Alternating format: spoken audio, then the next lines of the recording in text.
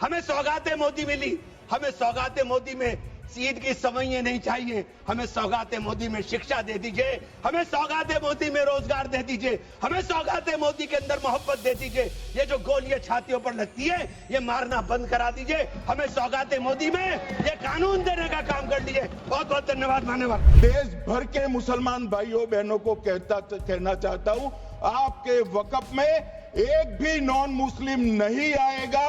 ये एक्ट में ऐसा कोई प्रावधान नहीं कि शायद उनका आखिरी हो ये सितम।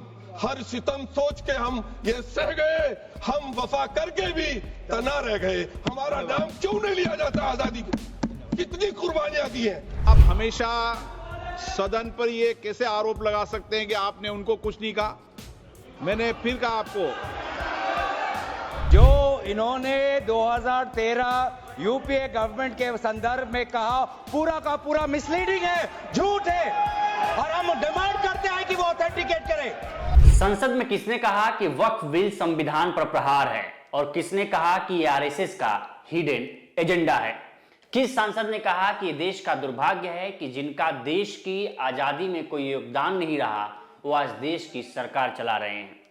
आखिर ऐसा क्या हुआ कि गौरव गोगोई पर गुस्सा गए ओम बिरला? किस सांसद ने कहा कि वक्फ में संशोधन कर इसकी जमीन अडानी अंबानी को देने के लिए तैयारी की जा रही है? आखिर अखिलेश यादव ने ऐसा क्या कह दिया कि अमित शाह को लग गई मिर्ची? और किस सांसद ने कर दी सुनीता विलियम्स को भारत रत्न देने की मांग? आप सांसद संजय सिंह का सरकार ने क्यों जब्त किया पासपोर्ट? और किस सांसद ने कहा कि हमें सौगात मोदी नहीं, हमें सौगात शिक्षा और सौगात न्याय और सौगात सुरक्षा चाहिए? हम आपको इन सभी सवालों से रूबरू कराएंगे, लेकिन उसके लिए आपको करना क्या है कि बस इस वीडियो के अंत तक बने रहना है। नमस्कार, मैं उपेंद्र कुमार।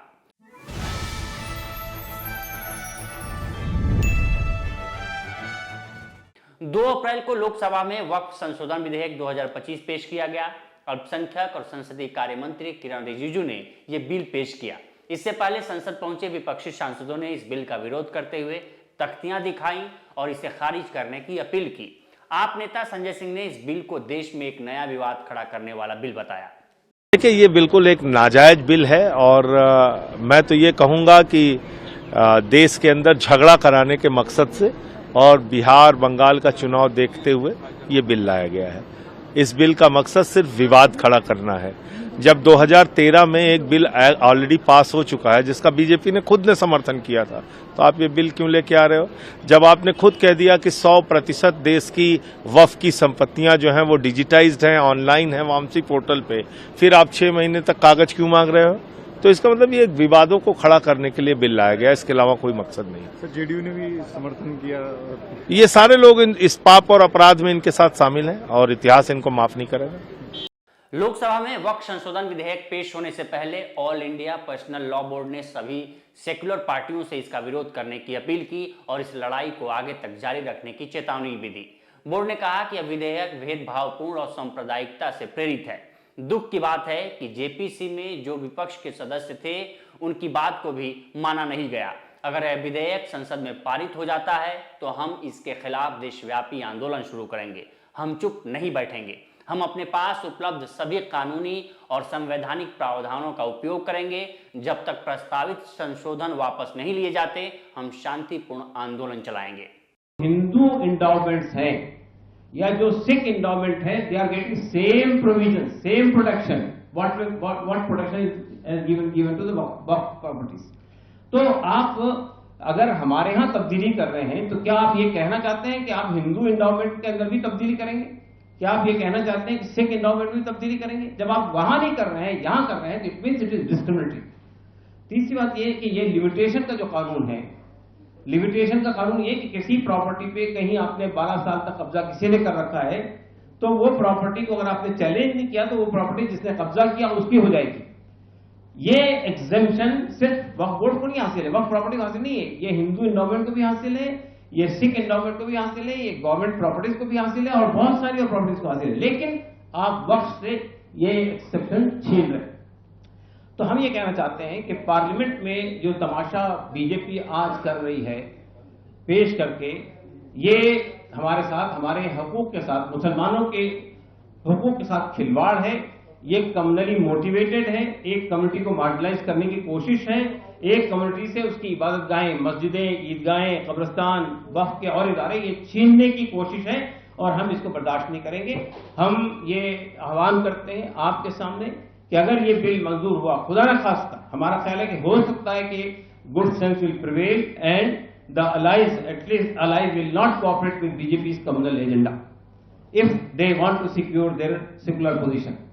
तो लेकिन अगर इसके बावजूद भी, in spite of all our objections, if this bill is passed in the parliament, then we made it clear that we will not sit idle.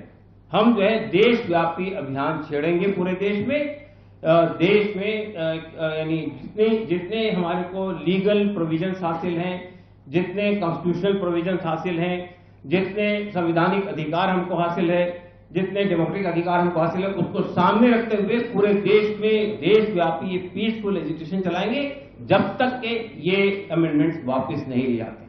तो हम समझते हैं कि आज पार्लियामेंट में हम ये फिर से एक बार अपील करते हैं आपके माध्यम से तमाम मेंबरान पार्लियामेंट से, तमाम पॉलिटिकल पार्टी से, उन सब लोगों से जो सेकुलर पार्टी होने का दावा करती हैं कि वो इस कंट्रोवर्शियल, कम्युनली मोटिवेटेड, डिस्क्रिमिनेटरी और to marginalise Muslim community, they will not support this bill.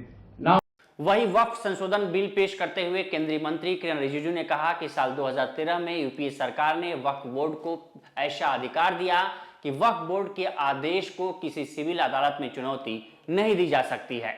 Rijiju ने कहा कि अगर यूपीए सरकार सत्ता में होती तो संसद, इमारत, एयरपोर्ट समेत पता नहीं कितनी इमारतों को वक्फ संपत्ति घोषित कर दिया जाता, क्योंकि इन पर भी दावा किया जाता रहा है। किसी के बात कोई, अध्यक्ष महोदय, किसी की बात कोई बदगुमा ना समझे, इस जमीन का दर्द कभी आसमान ना समझेगा। ये मैं दिल से कह रहा हूं, क्योंकि अच्छा सोच के साथ, बड़ा दिल के साथ, खुले मन से मैं ये प्रस्ताव आपके सामने में पेश कर रहा हूं। सर, कई लोगों ने अपने अपने तरीके से बातें रखी हैं। किसी ने कहा ये प्रावधान अनकॉन्स्टिट्यूशनल है, गैर संवैधानिक है। किसी ने कहा ये इलीगल है, अनलॉफुल है। सर, ये बिल जो हम लोग जिक्र कर रहे हैं कोई नया विषय नहीं है।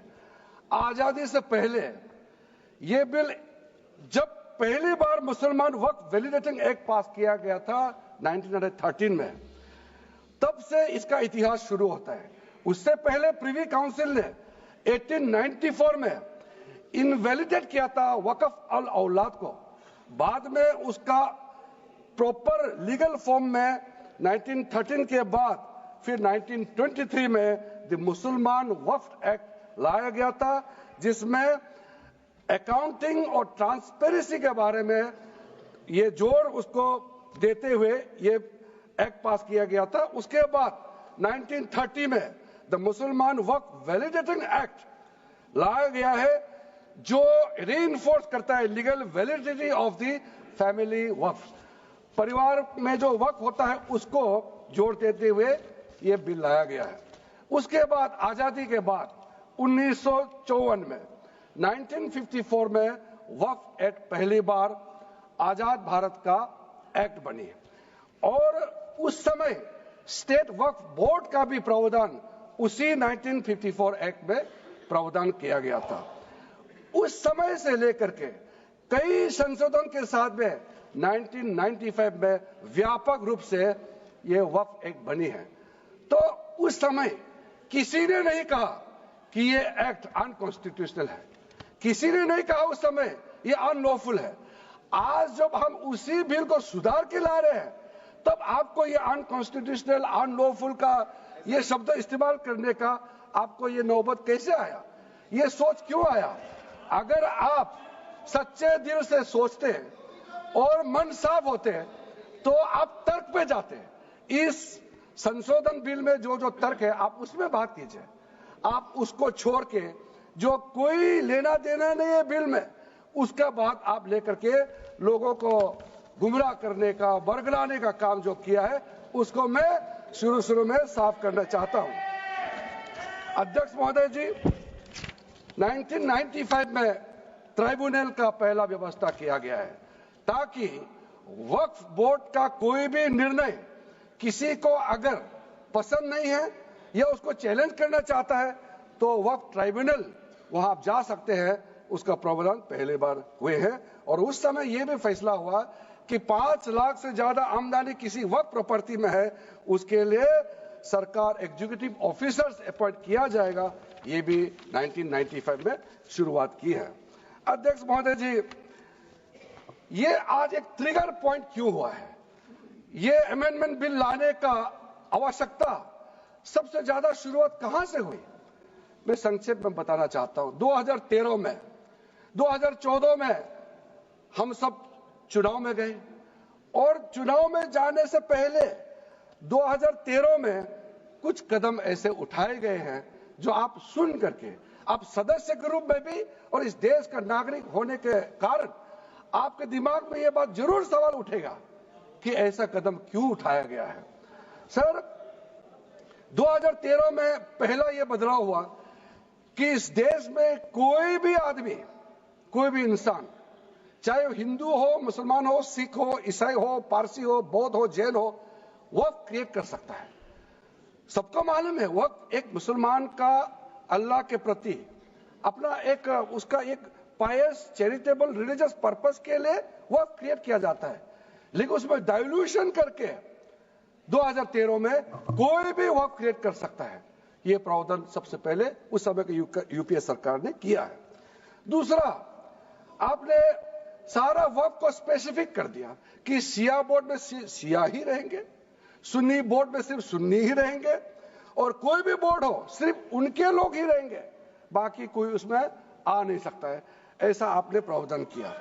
तीसरा, 2008, सर आप शांति से सुनने के बाद आप जो भी जवाब, आप जो भी पूछेंगे हमारा रिप्लाई तो आएंगे ही सर। डिबेट का आखिरी में है, मेरा फिर से रिप्लाई होगा।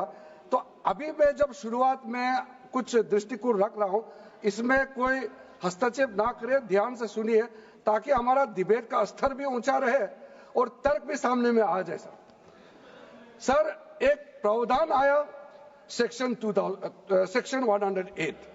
उस सेक्शन 108 में यह लिखा गया है कि वक्फ बोर्ड का जो प्रावधान है इस देश में कोई भी मौजूदा कानून के ऊपर में रहेगा, ओवरराइडिंग इफेक्ट रहेगा।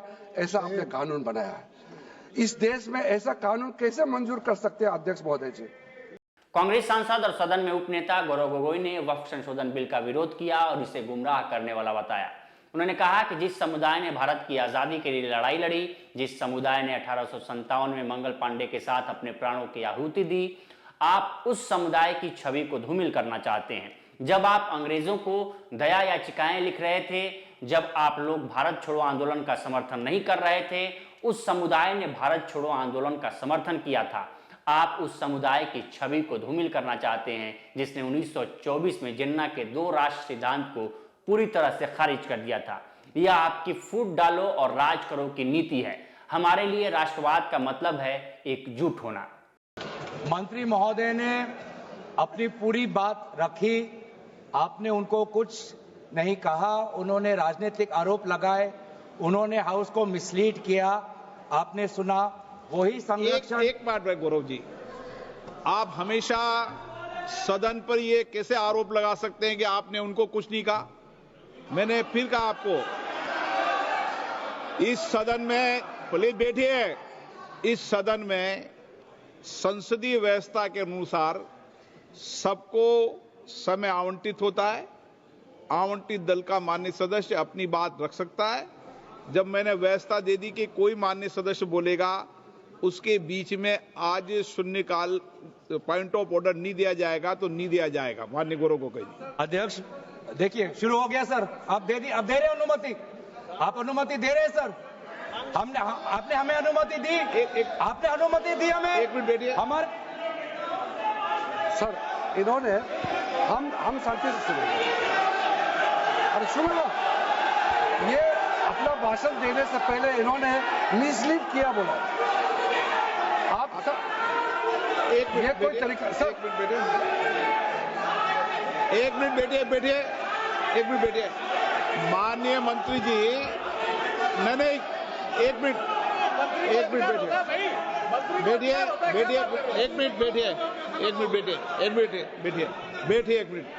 ठीक है, बैठिए, एक मिनट बैठिए। मैंने माननीय मंत्री जी को आपके भाषण के टोकने के लिए अलाउ नहीं किया है। वह आपने तो भाषण शुरू नहीं किया था, नहीं शुरू करने वाले थे, वह दूसरे विषय पर अपनी बात करना चाहते। आपके भाषण को नहीं काट रहे आप, नहीं आपके भाषण को, वो तो अपनी बात कोई दूसरे विषय पर रखना चाहते हैं। मेरा सर इतना कहना है कि हम लोग शांति से बैठ के सुनेंगे। चर्चा का पूरा टाइम तय हो चुके हैं, हम लोग नोट करेंगे, सबका बात सुनेंगे। मेरा सिर्फ इतना ही अनुरोध है कि जैसे कि माननीय सदस्य कहेंगे कि मैंने मिसलीड किया, तो कौन सा पॉइंट मिसलीड किया वो बता दे, ऐसे आप आरोप ना लगाए। मेरा यही कहना है, आप तर्क बताइए कहां मिसलीड हुआ पॉइंट। अध्यक्ष महोदय, जो इन्होंने 2013 यूपीए गवर्नमेंट के संदर्भ में कहा, पूरा का पूरा मिसलीडिंग है, झूठ है, और हम डिमांड करते हैं कि वो ऑथेंटिकेट करें, हम डिमांड करते हैं ऑथेंटिकेट करें। इसीलिए बार बार इन्होंने आरोप लगाए, बार बार इन्होंने भ्रम फैलाया।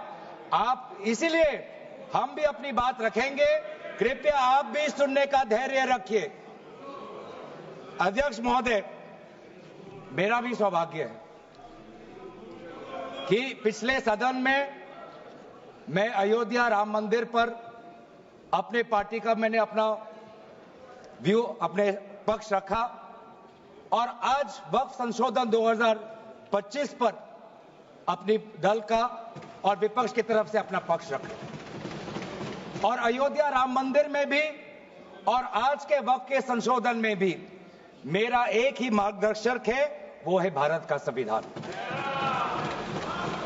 भारत का संविधान जो कहता है कि हमारा भारत में हर व्यक्ति को सामाजिक, आर्थिक और राजनीतिक न्याय, विचार, अभिव्यक्ति, विश्वास, धर्म और उपासना की स्वतंत्रता, और साथ साथ में यह कहता है कि व्यक्ति की गरिमा और राष्ट्र की अखंडता सुनिश्चित करने वाली बंधुता।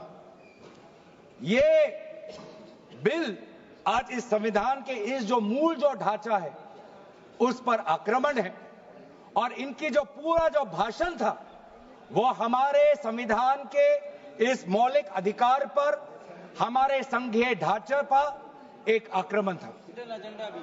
आज इस सरकार का इस बिल के द्वारा 4 इनके मूल उद्देश्य। पहला मूल उद्देश्य है कि संविधान को कमजोर करना, टू डाइल्यूट द कॉन्स्टिट्यूशन। इनका दूसरा उद्देश्य है भ्रम फैलाना, to defame the minority communities of India. इनका तीसरा उद्देश्य है to divide the Indian society. हमेशा हमारे बीच में एक लिटिगेशन चलता रहे, मसला और बढ़ता जाए, ये उनका उद्देश्य है। और चौथा इनका उद्देश्य डाइल्यूट, डिफेम, डिवाइड, और चौथा इनका उद्देश्य है to disenfranchise the minority communities. आज माइनॉरिटी कम्युनिटीज के प्रति अपनी संवेदना जता रहे हैं।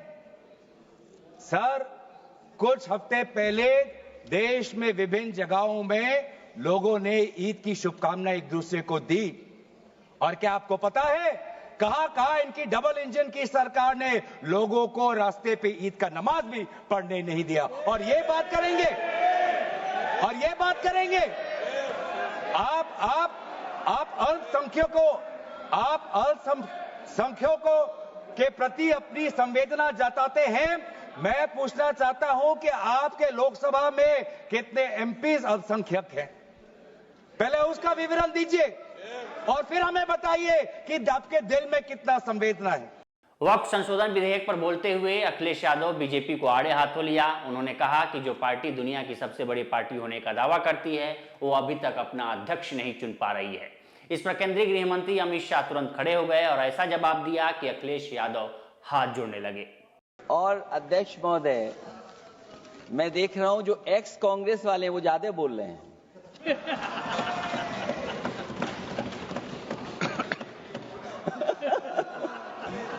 आदरणीय अध्यक्ष महोदय,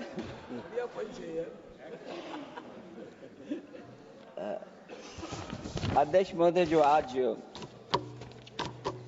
बिल पेश हुआ है, मैं हिंदी और अंग्रेजी को जो कुछ समझ सकता हूं वो यही मैं कह सकता हूं कि माननीय मंत्री जी ने ये कहा कि ये उम्मीद है। ये उम्मीद कैसे बना है, अंग्रेजी में भी मुझे समझ में नहीं आ रहा कि उम्मीद है, ये हिंदी में भी समझ में नहीं आ रहा कि ये उम्मीद है। यूनिफाइड वक्फ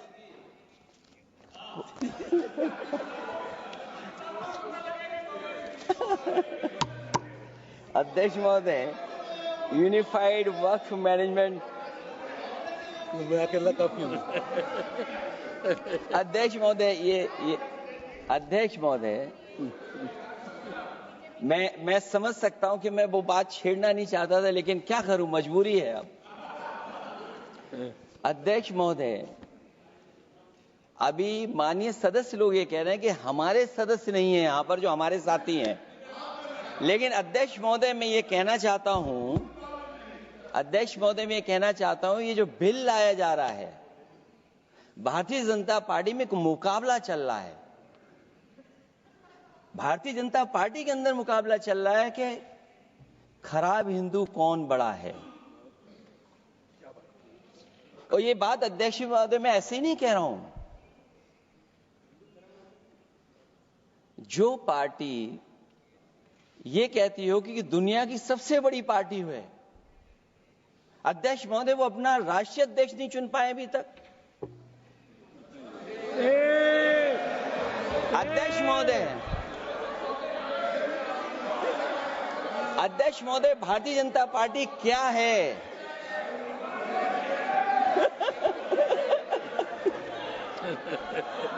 जी, मैं अखिलेश जी ने बहुत हंसते हंसते कहा है, इसको हंसते हंसते जवाब देना। इस सामने जितनी पार्टियां हैं उनका राष्ट्रीय अध्यक्ष उन 5 लोगों को ही चुनना है परिवार के। हमें माननीय अध्यक्ष जी करोड़ों सदस्यों में से 12-13 करोड़ सदस्य प्रक्रिया कर कर चुनना है तो देर लगती है। आपके यहां जरा भी देर नहीं लगेगी। मैं कह देता हूं अभी 25 साल तक आप अध्यक्ष हो जाओ, नहीं बदल सकता। अध्यक्ष महोदय, क्योंकि जो बात निकल के आई है वो मैं फिर आगे बढ़ा दूं। अध्यक्ष महोदय, जो बात सोशल मीडिया या और जगह गुपचुप हो रही है, कहीं ऐसा तो नहीं था कि अभी कुछ दिन पहले यात्रा जो हुई है वो कहीं 75 वर्ष की एक्सटेंशन वाली यात्रा तो नहीं थी। अध्यक्ष महोदय, ये जो इस बार जो वक्फ बिल आया है, नाकामी का पर्दा इस बार है वक्फ बिल। और नाकामी को एक आध नहीं है, मैं कई नाकामियां बता सकता हूं। अभी मैं माननीय सदस्यों को सुन रहा था, वो पुराने कई बिल उनके बारे में चर्चा कर रहे थे कि कितने प्रोग्रेसिव बिल लेकर के आए हैं। मुझे याद है मैं उत्तर प्रदेश में उस समय था और मुझे लगा कि शायद इनकी वो बात ठीक होगी। एक ये बहुत तैयारी के साथ फैसला लेकर के आए थे और फैसला ये लिया था आधी रात के आज के बाद नोट नहीं चलेंगे, नोट बंद हो जाएंगे। अध्यक्ष महोदय, उस नोटबंदी नाकामी के बारे में भी तो चर्चा हो जाए कि अभी भी न जाने कितनी जगह पर कितना रुपया निकला जा रहा है, कितना निकल करके आ रहा है। केवल नाकामी नोटबंदी की नहीं, नाकामी बेरोजगारी की भी है, नाकामी महंगाई की भी है, नाकामी किसान की आय दोगुनी नहीं कर पाए वो भी इनकी नाकामी है। मुझे याद है एक माननीय मंत्री जी पूरे देश की नदियों के बारे में बीओडी बता रहे थे, लेकिन माननीय मंत्री जी ये भूल गए कि उनके शहर में, उनके क्षेत्र की जो नदी है उसकी बीओडी क्या है। गंगा क्या साफ हो गई, यमुना क्या साफ हो गई, स्मार्ट सिटी क्या बन गई, क्या गोद लिए हुए गांव इन्होंने गोद से उतार दिए। उनकी क्या दुर्दशा है। इसलिए मैं कहना चाहता हूं, ये नाकामी का पर्दा इस बार वक्फ बिल बना है। वक्फ बिल का समर्थन करते हुए जेडीयू सांसद और केंद्रीय मंत्री ललन सिंह ने कहा कि ये बिल मुसलमानों के खिलाफ बिल्कुल नहीं है और जेडीयू इस बिल का समर्थन करती है।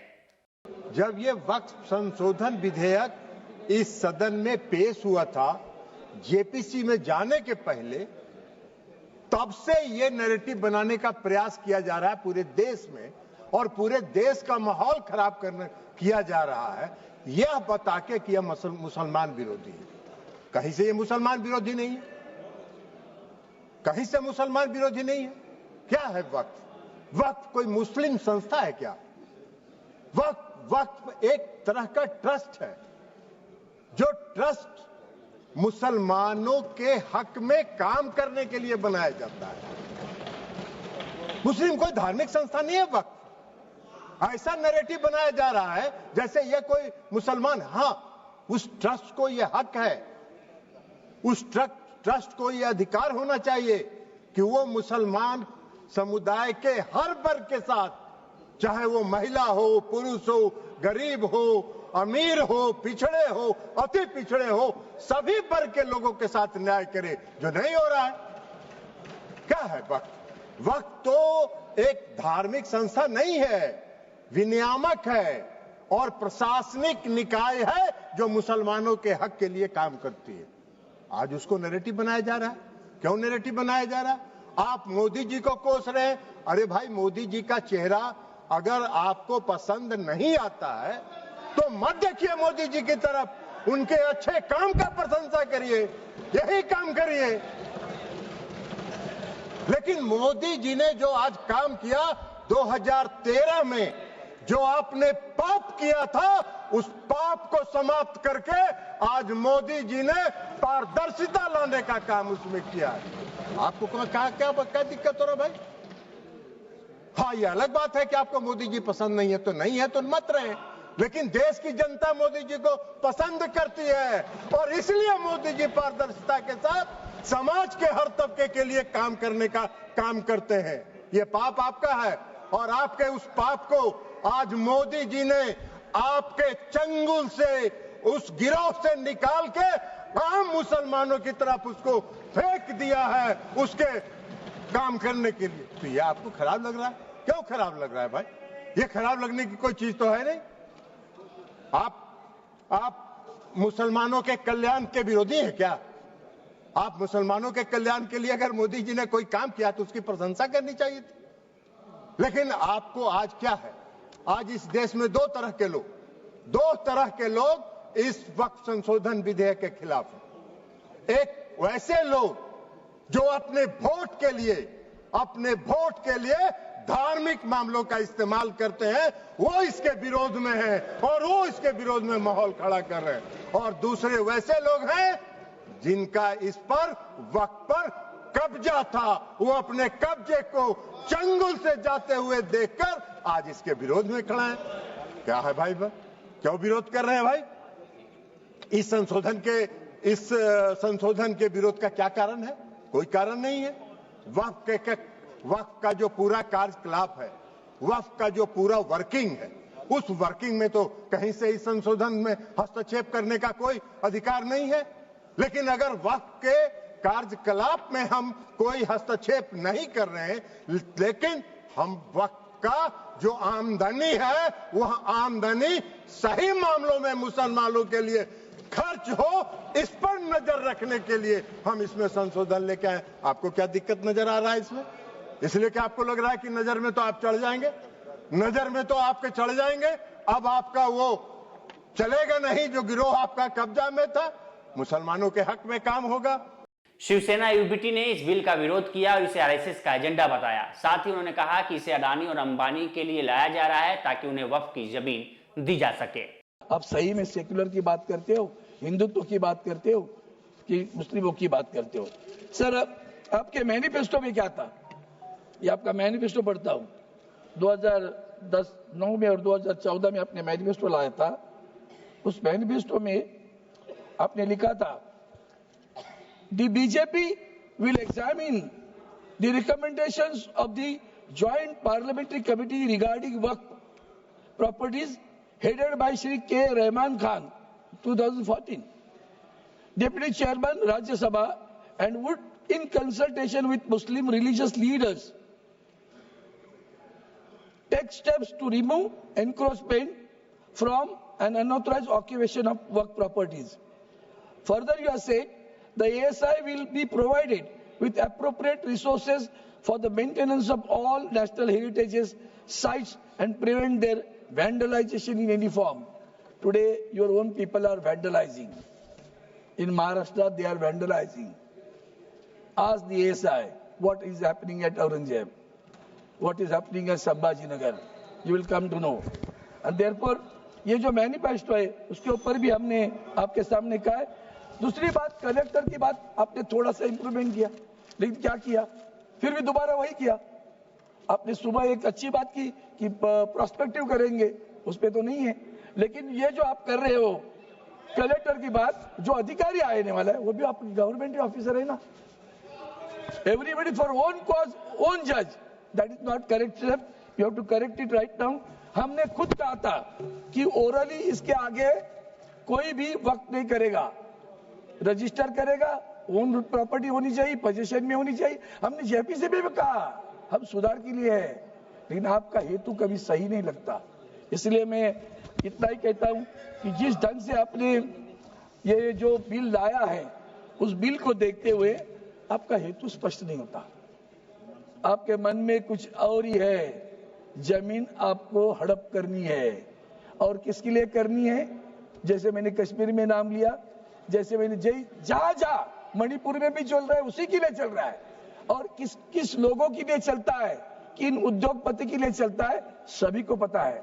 आपका उद्देश्य जमीन हड़पने का है, बाकी कुछ नहीं है, न्याय देने का नहीं है. इसलिए मैं आपको एक ही बताता हूँ, वोटों पे सच्चाई रहती है जहाँ दिल में सफाई रहती है. हम उस देश के वासी हैं जिस देश में गंगा बहती है. आप लोगों के होठों पे सच्चाई नहीं है, दिल में भी सफाई नहीं है. इसलिए तो बाद में राज कपूर को कहना पा, राम तेरी गंगा मैली हुई, पापियों के पाप धोते धोते. 1000 लोग मर गए उसमें. और इसी को आगे बढ़ा के मैं कहता हूं कि आपने नारा दिया बटेंगे तो कटेंगे, और आपने कल सौगते मोदी भेजा तो बांटोगे तो बचेंगे वाली बात आ गई है. आप बांट रहे हो, बचने के लिए बांट रहे हो, ये अच्छा नहीं है. आप अंदर मन से पूछो कि सही में आपको किसी का भला करना है कि नहीं करना है. आप भला करना नहीं चाहते और आप बांटोगे तो अरे भैया, आपको जब आपने कहा ना कि मंगलसूत्र छिना लिया जाएगा, ऑनरेबल मेंबर आप किसको बोल रहे थे? इसलिए मैं आपसे मेरा भाषण समाप्त करने के बाद में इतना ही कहता हूँ, आपके दिल में नफरत है ना, वो निकाल डालो. कांग्रेस सांसद इमरान मसूद ने वक्फ बिल को बाबा साहब के संविधान के खिलाफ बताया. उन्होंने कई सवाल उठाए. मसूद ने कहा कि हमें सौगात मोदी नहीं, हमें सौगात शिक्षा, सौगात न्याय और सौगात सुरक्षा चाहिए. जो ट्रस्ट है या जो दूसरे धर्म के ट्रस्ट हैं, उनके अंदर क्या आप दूसरे धर्म के लोगों को शामिल करने की अनुमति देंगे? नहीं है. काशी विश्वनाथ ट्रस्ट है उत्तर प्रदेश के अंदर, उसका अध्यक्ष पदेन अध्यक्ष जिलाधिकारी होता है, लेकिन उसमें एक क्लॉज लिखा है कि अगर किसी समय कोई जिलाधिकारी मुसलमान होगा तो उससे नीचे का या उससे ऊपर का अधिकारी उसका पदेन चेयरमैन होगा. आप मुसलमान के ऊपर यह शर्त लागू करते हैं, आप मुसलमान के ऊपर यह शर्त लागू करते हैं कि इसके ऊपर लिमिटेशन एक्ट, विधेयक के खंड 40A की धारा 107 जो वक्फ संपत्तियों की समय सीमा को अधीन करता था, लिमिटेशन एक्ट लागू करता था, आपने हटा करके 108 और 41 में 108 और 108 एक को हटा दिया. 1995 का जो वक्फ अधिनियम है उसकी प्रायज्यता पर रोक लगा दी थी, जिसका अर्थ है कानूनी दावों के समय पाबंदी के बिना आगे बढ़ाया जा सकता है. अब आपने रास्ता खोल दिया वक्फ प्रॉपर्टीज के ऊपर मुकदमों के लिए. जो वक्फ प्रॉपर्टी पर कब्जा बैठ करे हुए लोग हैं, अब वो कब्जा धारक जाकर के एडवर्स पोजेशन का दावा कर सकता है और मालिकाना हक हासिल करने की बात कर सकता है. आपने जो अपराध करने वाले लोग हैं, जो कब्जा करने वाले लोग हैं, वो पहले गैर जमानती हुआ करता था, आपने उसे जमानती कर दिया, आपने उसे अधिकार दे दिया कि तुम कुछ भी करो, तुम्हें जमानत तुम कराने की जरूरत नहीं है। तो आपने तो पूरा का पूरा खुला मैदान उसके सामने खड़ा कर दिया। आपने बार बार कहा कि हम लोग मुसलमानों के हक की बात कर रहे हैं। आप मुझे एक ट्रस्ट बता दीजिए, कोई दूसरा, कोई एक संस्था बता दीजिए जिसके अंदर जो धार्मिक के नाम पर हो और उसके अंदर लिमिटेशन एक्ट ना हो। हमारे ऊपर से हटा रहे हैं, हमारे ऊपर से हटा रहे हैं, बाकी सबको छूट मिलेगी। और ये छूट भी टेम्परेरी है, क्योंकि आपके कानून के जरिए नजर सब समुदाय के जो जमीनें हैं, जो ट्रस्टों के पास पैसा है, उसके ऊपर लगी हुई है। हमारी जमीन, ये बार बार वामसी पोर्टल का जिक्र हो रहा था। वामसी पोर्टल में प्रॉपर्टी 4,90,000 से एकदम मंत्री जी ने, माननीय मंत्री जी ने कहा 7 लाख कुछ चली गई। तो ये प्रॉपर्टी कोई वक्त नहीं की गई किसी ने। ये जो वामसी पोर्टल के ऊपर दर्ज हुई संपत्ति, कब्रिस्तान के अंदर वसूगा, एक प्रॉपर्टी वसूगा, एक प्रॉपर्टी मस्जिद, एक प्रॉपर्टी में कब्र, एक ही प्रॉपर्टी की 3-3, 4-4 बना दी। और आपने बता दिया कि वामसी पोर्टल ने, और 10 साल माने मंत्री जी, 10 साल का बहुत समय होता है।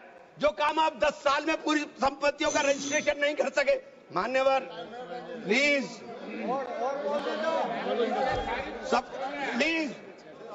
आप मान्य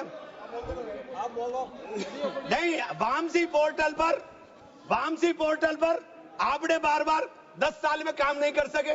आप कह रहे हैं कि 6 महीने के अंदर सारी संपत्तियों का रजिस्ट्रेशन करा लेना, और सारी संपत्तियों का अगर रजिस्ट्रेशन नहीं होगा तो वो संपत्तियां वक्फ की नहीं बचेंगी।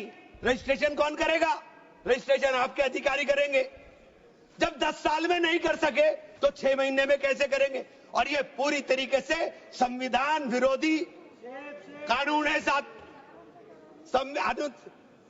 अनुच्छेद 14, अनुच्छेद 16, अनुच्छेद 26 और अनुच्छेद 25 का सीधे ओवरलैपिंग करने का काम करता है। आपसे अनुरोध है कि माननीय 2 मिनट का समय और दे दें। ये बार बार कहते हैं कि प्रैक्टिसिंग मुस्लिम। आप एक बात बता दीजिए, आप प्रैक्टिसिंग मुस्लिम की बात कर रहे हैं, आप किस तरह तय करेंगे कौन प्रैक्टिसिंग मुस्लिम है? ये कौन बताएगा कि आपकी क्या परिभाषा है प्रैक्टिसिंग मुस्लिम की? सारे मुसलमान 5 वक्त नमाज नहीं पढ़ते, सारे मुसलमान रोजा भी नहीं रखते, और उसका पैमाना क्या होगा कि वो मुसलमान है कि नहीं है? तो ये आपने रास्ते इस तरह खोल करके ये सीधे जो संविधान के अंदर हमारी धारा 14 में अधिकार है, उसके ऊपर आपने अतिक्रमण करने का काम कर दिया। मैं आप लोग एक माननीय चेन्नप्पा रेड्डी के एक कथन को जरूर कहना चाहूंगा। हमारी परंपरा हमें सहिष्णुता सिखाती है, हमारा संविधान, ये संविधान हमें सहिष्णुता का अभ्यास कराता है। हमें इसे कमजोर नहीं करना चाहिए, यही संरक्षण दे रहा है हमें। ये बाबा साहब के सपनों का संविधान है कि उन्होंने देश के अंदर रहने वाले प्रत्येक नागरिक को, जो गरीब से गरीब नागरिक है, उसको वो अधिकार दिया जो सामने बैठे हुए हमारे प्रधानमंत्री को होगा, वो ये अधिकार बाहर सड़क पर बैठे हुए एक मजदूर को होने का काम होगा। ये बाबा साहब का संविधान है। कांग्रेस सांसद केसी वेणुगोपाल ने इस बिल का विरोध करते हुए इसमें मुसलमानों के खिलाफ बताया और इसे आरएसएस का हिडन एजेंडा करार दिया। In Kerala, sir, in Kerala, Radhakrishnan talked about that. Devasam board, a member has to be selected by elected MLAs. Elected Hindu MLAs. No Muslim MLA cannot vote for Devasam board member. Devasam board looking after the property of the temples. Mr. Rijuji, Devasam board looking after the administration of the temples and properties of the temples.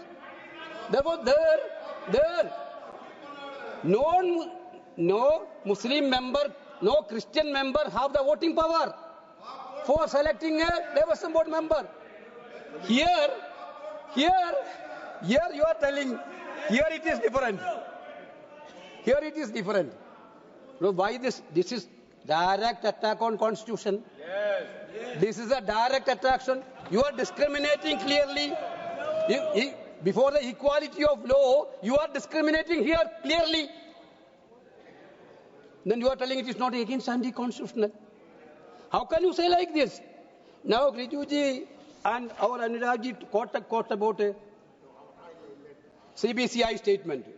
I am very much glad that now Kiran Rijiju was very much aware of CBCI and KCBC. Oh, brother, the Vishwa Hindu Parishad, the so-called Sangh Parivar organization, how was it formed? Against the papal visit. You know that Vishwa Hindu Parishad was formed against the papal visit. Yes, sir. Vishwa Hindu Parishad was formed against the papal visit.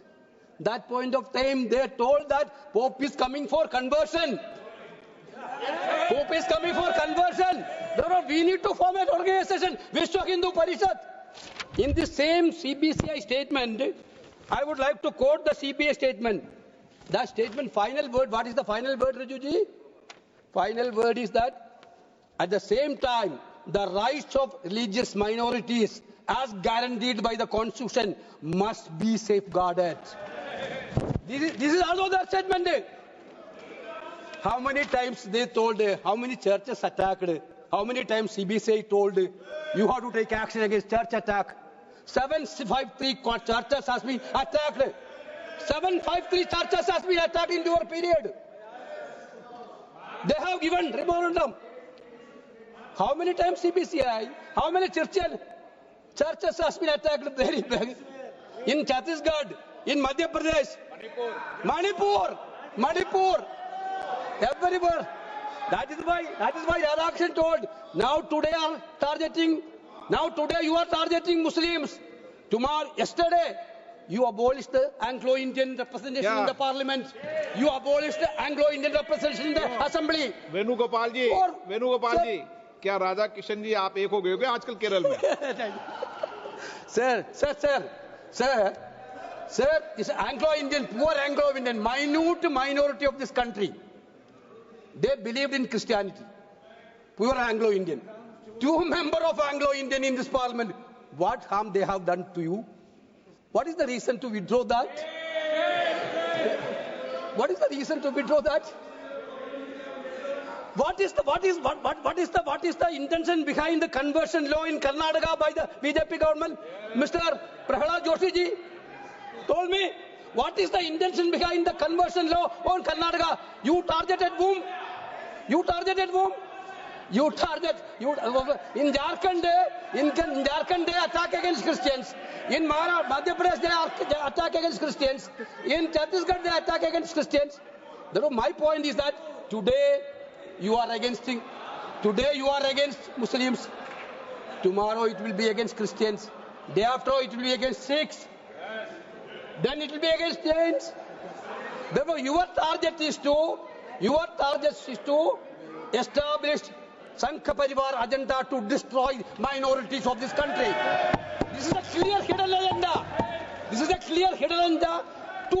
To attack freedom. This attack the freedom of religion in this country. वक्फ संशोधन bill पर केंद्रीय मंत्री अमित शाह ने कहा कि bill को लेकर मुस्लिम भाइयों को डराया जा रहा है, उनके मन में भ्रम पैदा किया जा रहा है। इस दौरान उन्होंने कहा कि वक्फ मुस्लिम भाइयों के दान से बनाया ट्रस्ट है, उसमें सरकार कोई दखल नहीं करना चाहती है। लेकिन उन्होंने ये भी कहा कि वक्फ में अपनी संपत्ति का दान किया जाता है, सरकारी जमीन का नहीं। मंदिर या मस्जिद और चर्च सरकारी जमीन पर नहीं बन सकते हैं। उन्होंने आगे कहा कि मान लीजिए कोई विदेश गया है, कोई दूसरे शहर में नौकरी करने गया है, तो उसकी जमीन को वक्फ बोर्ड की जमीन घोषित करना कहां का न्याय है? देश भर में कितनी जमीनों को वक्फ की संपत्ति घोषित की गई या उन पर जबरन कब्जा किया गया? उत्तर रेलवे की जमीन वक्फ को दे दी गई, हिमाचल में वक्फ की जमीन बताकर मस्जिद बनाने का काम हुआ। एक अरबी शब्द है, वक्फ का इतिहास मान्यवर कुछ हदीसों से जुड़ा हुआ मिलता है और आजकल जिस अर्थ में वक्फ शब्द का प्रयोग किया जाता है, इसका मतलब है अल्लाह के नाम पर संपत्ति का दान, पवित्र धार्मिक उद्देश्यों के लिए संपत्ति का दान। मान्यवर, वक्फ का समकालीन अर्थ, अभी जो अर्थ हम समझ रहे हैं, वो इस्लाम के दूसरे खलीफा श्री उमर के समय में अस्तित्व में आया। एक प्रकार से इसकी आज की भाषा में व्याख्या करें तो वक्फ एक प्रकार का चैरिटेबल एंडोनमेंट है, और जहां एक व्यक्ति संपत्ति, भूमि या मूल्यवान संपत्ति धार्मिक या सामाजिक भलाई के लिए दान करता है, बिना उसको वापस लेने के उद्देश्य से वहां वक्फ की रचना कर। इसमें दान देता है, वो शब्द का बड़ा महत्व है। दान उस चीज का ही कर्ज किया जा सकता है जो हमारा है। सरकारी संपत्ति का दान मैं नहीं कर सकता मान्यवर, किसी और की संपत्ति का दान मैं नहीं कर सकता। दान उसी चीज का किया जाता है जो हमारा है। मान्यवर, इसी विषय पर ये सारा जो बहस चल रहा है भारत का जहां तक सवाल है, दिल्ली में सल्तनत काल के प्रारंभ में मुइज़ुद्दीन घोरी के समय पर पहली बार वक्फ अस्तित्व में आया। अंग्रेजों के जमाने में 1863 के धार्मिक दान अधिनियम से चलता था। बाद में चैरिटेबल प्रॉपर्टीज एक्ट 1890 से चला। उसके बाद 1913 में मुसलमान वक्फ वैलिडेटिंग एक्ट अस्तित्व में आया। तब तक ये सारी प्रक्रियाएं चैरिटेबल एक्ट के तहत चलती थी। मान्यवर, आजादी के बाद वही एक्ट को 1954 में वक्फ के केंद्रीकरण के लिए बदला गया। 95 में वक्फ न्याय अधिकरण और वक्फ बोर्डों की स्थापना की। अब ध्यान से सुनिएगा मान्यवर, वक्फ परिषद और वक्फ बोर्ड ये 1995 से आए। ये पूरा झगड़ा जो चल रहा है, आपने नॉन हिंदू को रख दिया और नॉन मुस्लिम को रख दिया, गैर मुस्लिम को रखा, वो झगड़ा वक्फ में दखल करने का है। पहले तो वक्फ में कोई गैर इस्लामिक सदस्य आएगा ही नहीं, ये स्पष्टता समझ लीजिए। ना मुतवल्ली गैर इस्लामिक होगा, ना वाकिफ गैर इस्लामिक होगा। मान्यवर, वहां कोई प्रोविजन नहीं है। जो धार्मिक संस्थाओं का संचालन करते हैं उसमें कोई गैर मुस्लिम व्यक्ति रखने का प्रावधान किया भी नहीं है, हम करना भी नहीं चाहते हैं मान्यवर। इसलिए जो बड़े बड़े भाषण करते हैं कि समानता का अधिकार चला गया, दो धर्मों के बीच में समानता नहीं रही, मुसलमानों के धार्मिक अधिकारों के बीच में दखल खड़ी हो जाएगी, कुछ नहीं होने वाला मान्यवर। इस दृष्टि से देखें तो 1995 तक वक्फ की काउंसिल और वक्फ बोर्ड था ही नहीं, वो तो 95 से आया। और मान्यवर, ये जो भ्रम खड़ा किया जाता है कि ये एक्ट मुस्लिम भाइयों के धार्मिक क्रियाकलापों के अंदर, उनके दान की हुई संपत्ति के अंदर दखल करने का है, ये बहुत बड़ी भ्रांति फैलाकर माइनॉरिटी को डराकर अपनी वोट बैंक खड़ी करने के लिए किया जा रहा है मान्यवर। यानी कुल मिलाकर आज संसद हंगामेदार रही और वक्फ संशोधन विधेयक 2025 पर सत्ता और विपक्ष दोनों तरफ से अच्छी खासी चर्चा देखने को मिली। तो संसद रिपोर्ट में बस इतना ही। इस पर आपकी क्या राय है हमें कमेंट कर सेक्शन में जरूर बताएं। बाकी देश दुनिया की तमाम खबरों के लिए बने रहें लोकमत हिंदी के साथ। नमस्कार।